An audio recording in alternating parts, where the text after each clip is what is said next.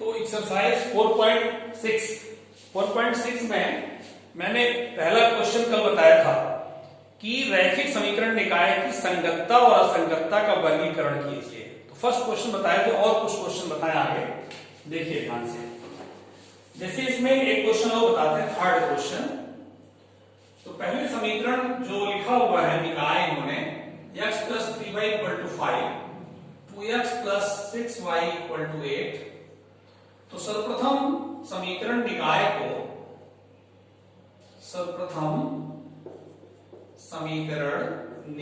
को निम्न रूप में लिखते हैं, कैसे? ax = b, ठीक है, जहां a आव्यूह 1 3 2 6, ये 1 3 2 6, x xy, ये स्मॉल xy, ये जो चर है ना वही लिखें, और b जो अचर है। अगर ये इधर रहता है ना, इधर कर लीजिएगा, जैसे मान लीजिए आपका इधर है -5 = 0 है, -8 = 0 है, तो इधर कर लीजिएगा, ठीक है। जब इधर रहेगा तभी आप b उसी तरह में लिखेंगे, और नहीं तो अगर इधर से लिखते तो माइनस में करके लिखना पड़ेगा, है ना, इसको समझ लीजिए। तो आपने ax = b लिख दिया। हमें रैखिक समीकरण के संगतता असंगतता की जांच करनी है, तो हम क्या निकालेंगे? इसका डिटरमिनेंट निकालेंगे। 1 3 2 6 डिटरमिनेंट क्या हो जाएगा? 6। देखिए 6 - 6 = 0 आ गया। 0 जब आ गया, चूंकि डिटरमिनेंट ऑफ b = 0, इसलिए a व्युत्क्रमणीय नहीं है, और जब नहीं है तो हम अब एडज्वाइंट a × b निकालेंगे। एडज्वाइंट a के लिए निकालने के लिए क्या करना पड़ता है? इन तत्वों का सहखंड निकालना पड़ता है। एक का सहखंड क्या होगा? -1 पे 1 + 1, a11 का तत्व है, पंक्ति छोड़े स्तंभ छोड़े 6 हो गया। ये +1 होगा, +1 × 6 6। फिर 3 का सहखंड, 3 का मतलब a12 का जगह है 1 + 2, पंक्ति छोड़े स्तंभ छोड़े 2 हो गया। -1 होगा, -1 × 2 -2। फिर 2 का सहखंड, देखिए =0 आने के नाते ये काम आपका ज्यादा हो रहा है। ये a21 है, 2 + 1, पंक्ति छोड़े स्तंभ छोड़े 3। ये -1 होगा, -1 × 3 -3। फिर 6 का सहखंड a22 के स्थान पर है, ठीक है, पंक्ति छोड़े स्तंभ छोड़े 1। ये +1 होगा, +1 × 1। सहखंडों से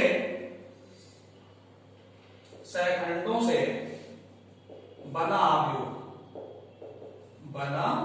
आव्यूह C नाम रख दीजिए। 6 - 2 -3 1। अब एडज्वाइंट A = C का परिवर्त आव्यूह। देखिए एडज्वाइंट निकालना आप पूर्व में पढ़ चुके हैं, दोहरा के तब कायदे से काम करिएगा। इसका परिवर्त माने पंक्ति को स्तंभ में, ठीक है, एडज्वाइंट A हो गया। अब एडज्वाइंट A × B निकालें,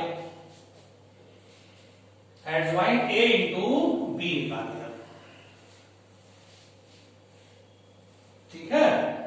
देखिए adjoint A × B, adjoint A कितना आया? 6 - 3 -2 1, और B कितना? 5 8, ठीक है, गुणा कराइए। देखिए ये आपका 6 और पहली पंक्ति का पहले स्तंभ में क्या हो जाएगा? 6 × 5 = 30 -24। फिर दूसरी पंक्ति का पहले स्तंभ में -10 + 8, 6 - 2।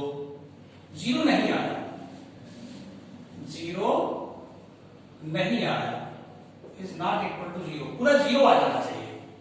अगर 0 आ जाता तो हम कहते कि समीकरण निकाय के अनंत हल होंगे और आश्रित संगत होगा। यहां नॉट इक्वल टू 0 आ गया तो क्या लिखेंगे, अतः समीकरण निकाय क्या होगा, असंगत होगा, असंगत होगा। ठीक है, ये काम हो गया। अब देखिए आप चौथा क्वेश्चन, फोर्थ क्वेश्चन। सारणी के 0 आने पर आपको थोड़ा ज्यादा काम करना पड़ता है। फोर्थ क्वेश्चन देखिए, x plus y plus z equal to 1, 2x plus 3y plus 2z equal to 1, 2 ax plus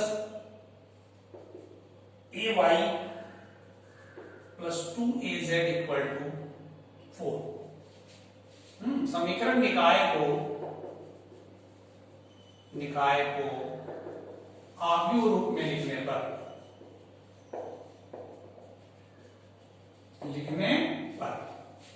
ax बराबर b, जहां a जो है x y z का गुणांक है, 1 2a, 1 3a, 1 2 2a। ठीक है, फिर x क्या है, x y z, b क्या है, अच्छा 1 2 4। ठीक है, अब हम सारणी a निकालें, सारणी a 1 2a 1 3a 1 2 2a। इसका विस्तार करें, देखिए 1 को लिए पंक्ति छोड़े स्तंभ छोड़े, 6a माइनस 2a माइनस 1, ये माइनस होता है, फिर 1 स्तंभ छोड़े पंक्ति छोड़े, 4a माइनस 2a प्लस 1 स्तंभ छोड़े पंक्ति छोड़े, 2a माइनस 3a,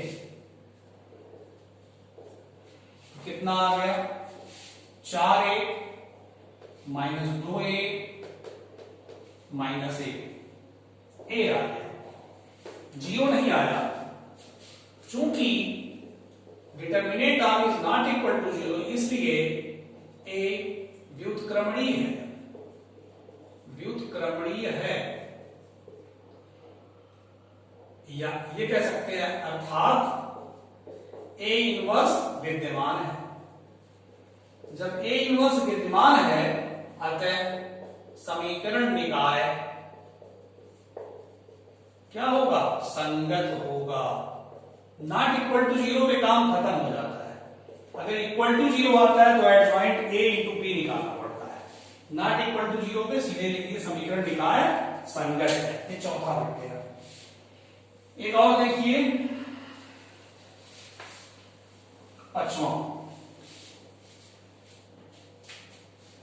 पांचवा लगाते हैं, 3x minus y minus 2z equal to 2, 2y minus z equal to minus 1, 3x minus 5y equal to 3। ठीक है, ये क्वेश्चन है, इक्वल टू। समीकरण निकाय को आव्यूह रूप में लिखने पर, आव्यूह रूप में लिखने पर ax इक्वल टू b, जहां a इक्वल टू, देखिए x का गुणांक कितना है 3, इसमें x है नहीं तो गुणांक 0 हो जाएगा, इसमें x है गुणांक 3। ठीक है, y गुणांक -1, इसमें y गुणांक 2, इसमें y का गुणांक -5, फिर z का गुणांक -2, इसमें z का गुणांक -1, इसमें z है नहीं 0। ठीक है, x equal to x y z, फिर b इक्वल टू 2 1 -1 3। तो ये आपका जो है अब हम डिटर्मिनेंट ऑफ ए निकालेंगे।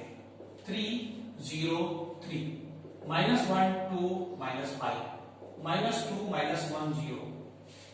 ठीक है, डिटर्मिनेंट है, विस्तार के लिए 3, ये छोड़े पंक्ति छोड़े 0 5 -5 हो जाएगा।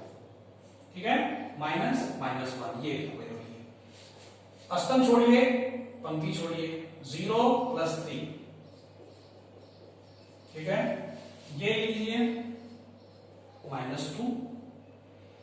अष्टम छोड़े, पंक्ति छोड़े 0 -6। ठीक, -15 और ये आपका हो जाएगा +1 3 हो गया, ये बाहर हो गया तो 0 आ गया। डिटरमिनेंट ऑफ ए 0 आ गया है ना, क्योंकि डिटरमिनेंट ऑफ ए 0। अब हम क्या निकालते हैं, अब हम एडजॉइंट ए और बी ज्ञात करेंगे। इसके लिए आपको एडजॉइंट ए निकालने के लिए आव्यूह ए के सहखंड अवयवों के सहखंड निकालने पड़ेंगे। 9 अवयवों के सहखंड निकालने पड़ेंगे। ध्यान लीजिए, 3 का सहखंड,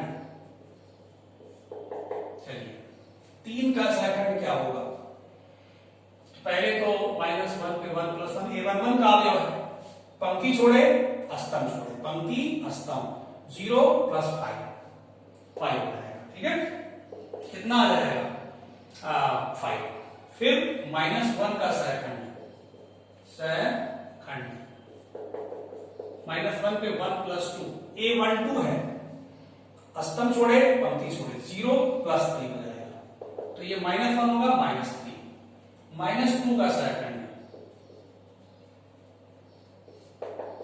a13 है, ये अष्टम छोड़े पंक्ति छोड़े, अष्टम पंक्ति 0 -6, ये होगा +1 -6 हो गया। फिर आइए 0 का सहखंड, ये आप पूर्व में ये सारा काम ऐसे कर चुके हैं, ये काम आप पहले कर चुके हैं, तो मैं थोड़ा जल्दी बता रहा हूं। 0 का सहखंड, ये आपका पंक्ति a21 का है, 2 + 1। ठीक है, पंक्ति छोड़े अष्टम छोड़े 0 -10, ये -1 होगा +10। फिर 2 का सहखंड a22 का है, 2 + 2, अष्टम छोड़े पंक्ति छोड़े 0 + 6 हो जाएगा, +1 होगा 6। फिर -1 का सहखंड, ये a23 है, 2 + 3, पंक्ति छोड़े अष्टम छोड़े, पंक्ति अष्टम। ठीक है, 15 -15 + 3, -15 + 3, ये -1 होगा, -1 -12 12। ठीक है, देख ले एक बार, -1 का ये छोड़े 15 + 3, -15 + 3। ठीक, फिर इसका है 3 का सहखंड, 3 का सहखंड कितना, 3 कहां का है, a31, पंक्ति छोड़िए अष्टम छोड़िए, पंक्ति अष्टम 1 + 4,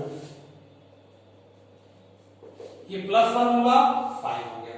ठीक है, फिर आइए -5 का सहखंड, a32, 3 + 2, अष्टम छोड़ो पंक्ति छोड़ो, अष्टम पंक्ति -3, ये माइनस देगा -3 हो गया, क्या हो गया 3। एक और बचा हुआ है 0 का सहखंड, a33 का है, 3 + 3, 3 + 3, ये छोड़े 6, कितना हो जाएगा +1 6। अब चलिए, अब आप जो है एडजॉइंट ए लिखिए, कैसे लिखेंगे, एडजॉइंट ए = होगा, नहीं पहले इन सहखंडों से आप बना लीजिए, सहखंड से बना आव्यूह, उसका नाम सी दे दीजिए। चलिए यहां से शुरू करते हैं, 5 -3 -6 10 6 12 5 3 6। फिर एडजॉइंट ए, एडजॉइंट ए का मतलब सी का परिवर्त, इसी सी का परिवर्त आव्यूह, परिवर्त आव्यूह कैसे लिखें? देखिए पंक्ति को स्तंभ में, पंक्ति को स्तंभ में 10 6 12 5 3 6, एडजॉइंट ए हो गया। चलिए अब देखिए ये बी नहीं बिठाया, अभी बी का गुणा कराना है, तो एडजॉइंट ए इंटू बी, देखिए 5 10 5, ठीक है, ए लिखना है एडजॉइंट ए, -3 6 3 -6 12 6, बी कितना है ये 2 -1 3। चलिए पहली पंक्ति का पहले स्तंभ में 10 -10 15, फिर दूसरी पंक्ति का पहले स्तंभ में -6 -6 + 9 -6 + 9, फिर तीसरी पंक्ति का पहले स्तंभ में -12 + 18, ठीक है, तो कितना आ गया 15 -3 और 6 -6, जीरो नहीं आया ना, जीरो सारे अवयव जीरो आ जाते तब जीरो आप कहेंगे, तो जीरो नहीं आया तो आप कहेंगे यहां पे since adjoint A into B is not equal to zero, है ना, अतः समीकरण निकाय क्या होगा? असंगत होगा। बस संगत असंगत छांटना है, संगत वाला तो बहुत जल्दी हो जाता है, क्योंकि determinant of A is not equal to zero आ गया तो काम खत्म हो गया। अगर determinant of A equal to zero आ गया तो आपका काम लंबा हो जाएगा, तब आपको 9 तत्वों का अगर रहेगा 3x3 का आव्यूह है तो 9 तत्वों का सैखंड निकालेंगे और सैखंडों से आव्यूह बनाएंगे, और आव्यूह इस आव्यूह का परिवर्त जब करेंगे तो एडजॉइंट ए निकलेगा, उस एडजॉइंट ए में बी का गुणा करेंगे। अगर ये नॉट इक्वल टू जीरो माने कोई भी अवयव इसमें जीरो नहीं है, तीनों का तीनों जीरो हो जाता तो बराबर शून्य लिख देते, तो ये शून्य आव्यूह नहीं है। जब शून्य आव्यूह नहीं है तो समीकरण निकाय क्या होगा? असंगत होगा।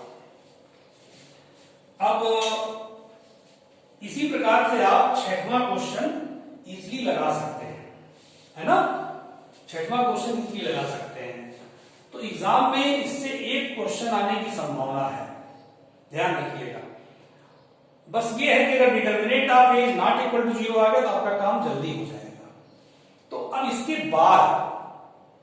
बाद जो है आपको रैखिक समीकरण निकाय को हल करना आव्यूह विधि से बताया जाएगा, और हल तभी होगा जब रैखिक समीकरण निकाय संगत होगा, और संगत तभी होगा जब उस आव्यूह ए का डिटर्मिनेंट जब हम निकालेंगे और नॉट इक्वल टू जीरो आ जाएगा, ठीक ना। इसको हम नेक्स्ट वीडियो में आपको बताएंगे, ठीक बेटा।